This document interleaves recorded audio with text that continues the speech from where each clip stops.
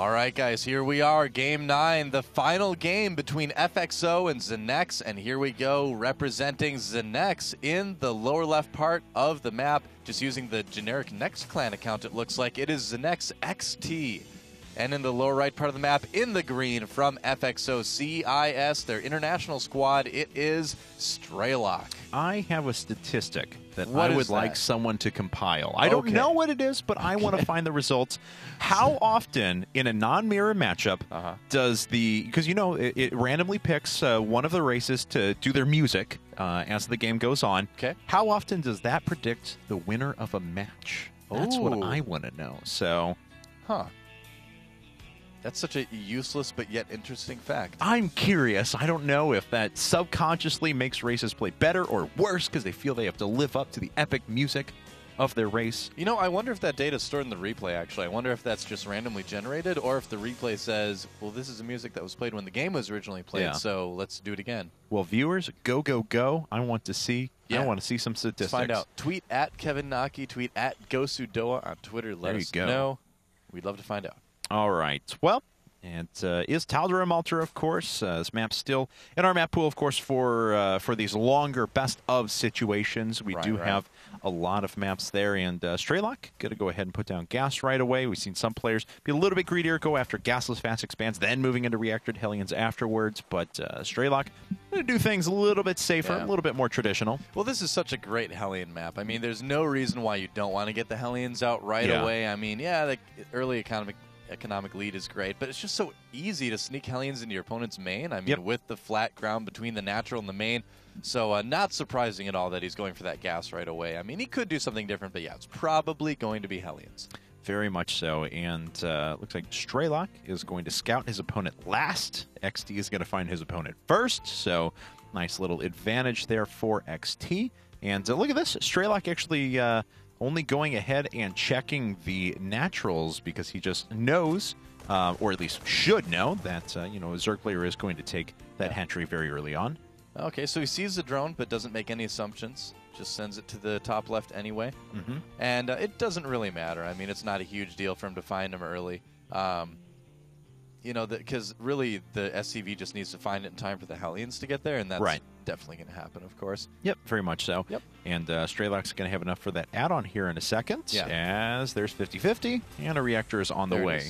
So, nothing too out of the ordinary, like I said, for our players. We're about to see Zergling Speed in addition to a Queen and a couple of Lings. It looks like the Queen and a couple of Lings are coming out right now, and Zergling Speed should be around the corner. No, actually making the second Queen first and putting up the speed a little bit later. Yep, that's right. There it is.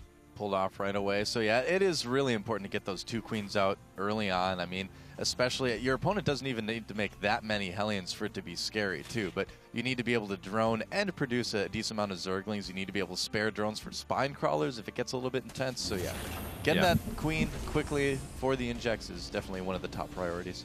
All right. Well, StarCraft expanding now, producing a couple of Hellions, so things looking pretty normal for our two players now. The question really comes down to, is XT going to make a few additional Lings and try and knock out these rocks and go for a quicker third base? Is he going to go for quad gas, play Lennox style, go for very heavy mutas at the beginning of the game?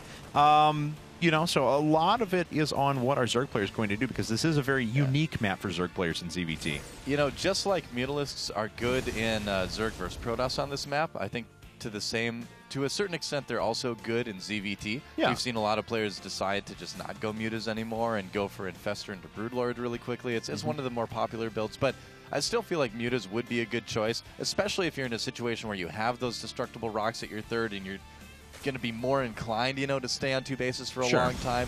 So yeah, you mentioned Lennox style. I think that'd be a great way to play. Yeah. So we'll have to see what XT decides to do. Another thing that Zergs have been doing lately is exactly what XT does, which is also what his teammate Life loves to do, which is make a good amount of speedlings early on, about 20 to 30 here. Can we check the unit tab to see how many he made? Yeah, let's see. Yeah, 17, between 20 and 30 usually when it's all said and done. He's losing some to the Hellions, but nice surround here. Yeah, very nice. Oh, this is great. See, here's what Zerg players do. You kill off the Hellions with a bigger amount of speedlings than they're expecting. You run right to the natural expansion. If you're lucky, you can get in there and kill off their bunker, shut down the natural for a little bit. Looks like StarCraft should be okay in this case. Well, it may actually be a higher econ Baneling bust, though, as well, as he does have a Baneling Nest following this up. He wasn't able to do too much damage there to the natural StarCraft, immediately putting down another bunker. That Baneling Nest and a second gas is on the way. You know, I actually don't like that Baneling Nest if he plans on being aggressive with it. I think that would be a much better defensive Baneling Nest in this case, because when you do this type of attack, you're probably going to lose pretty much all the Zerglings you dedicate to it. Yeah. So then, you're just going to like hurt your economy a little bit if you're going to continue making Zerglings, but he's still doing it. This... I don't know about this. I think this is a bad idea from XT. There's already plenty of Hellions out, 2 bunkers, so if he actually is going for a high economy Baneling bust, I think it's got a very good chance of not working. This is... I don't know about this. Oh, it's especially annoying as well when all these Zerglings are just getting found out. Another 4 Zerglings dead there. Yeah. A few units over towards the north. And a Roach Warren. Roach Baneling all in. Yep, we're all in now. Yeah, definitely. For sure. Okay. Well, it's going to be interesting. I mean... He's going to be able to make kind of one big round of Roaches, get some Lings and Banelings out there with that. But I feel like StarCraft is just seeing this coming a mile away. You know, I mean, he hasn't really tried to get in there at all. Has he scanned? Let's see. Take a look at his vision. No, he has not. Okay, so he doesn't really know what's coming. But you'd have to imagine he's feeling pretty confident, you know, having that many Hellions out alive. 2 bunkers. Yeah, he's already putting up the supply depot wall there. Yep. So looking pretty good in that regard. But and he actually has tanks being added as well. Decided to start Siege Tech first. And now, because of the Roach Horn coming up in addition to this, and we do have our first few Roaches out on the way, a tank with Siege Mode is going to be finished before those Roaches hit. Well, XT is actually doing a lot of little things to tip StarCraft off as to what he's doing. Normally, you wouldn't want to run a Zergling in there like that to test the army. You'd just leave one out there to see when they're moving out. Right. If you're running in to see what they have, then basically you're telling them, I want to see what you have at your wall. And so that makes the Terran player wonder, I wonder why. And I think he just saw those Roaches. I think he did, yeah.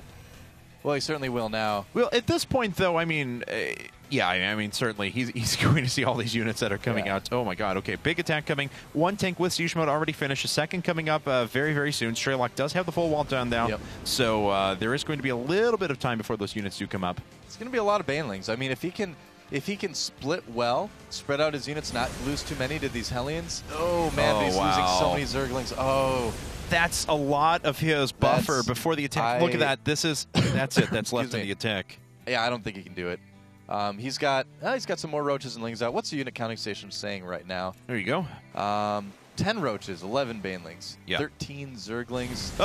No! Less Zerglings than 13. He's trying to buffer some damage, I guess. Yeah. Oh my God. He could lose every one of these Banelings before they ever hit, though. Oh yeah. Oh, look at that. StarCraft actually sacrificing some of those to get more damage done. There's just a handful of Roaches remaining. He hasn't even broken the wall. Well, it's broken now, but there's a GG.